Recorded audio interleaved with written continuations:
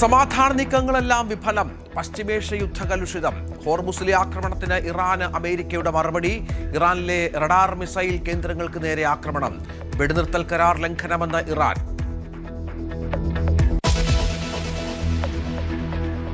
ഭൂകമ്പങ്ങളിൽ വിറങ്ങലിച്ചു Venezuela. മരണം 1000-ലേക്ക്. 1,00,000-ത്തോളം ആളുകളെ ഇനിയും കണ്ടെത്താനായിട്ടില്ല. നിരവധി പേർ കെട്ടിടാവശിഷ്ടങ്ങൾക്കിടയിൽ.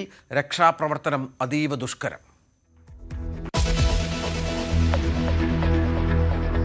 തിരുവനന്തപുരം കോർപ്പറേഷനിൽ നാടകീയ നീക്കങ്ങൾ. അവിശ്വാസ പ്രമേയം തിങ്കളാഴ്ച അവതരിപ്പിക്കാൻ UDF. പിന്തുണയ്ക്കണമോ എന്ന് തീരുമാനിക്കാൻ LDF യോഗം ചേരും.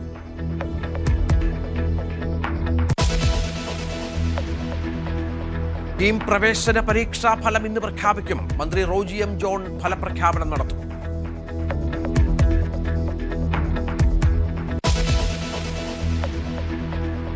സംസ്ഥാനത്ത് വീണ്ടും മഴ വരുന്നു.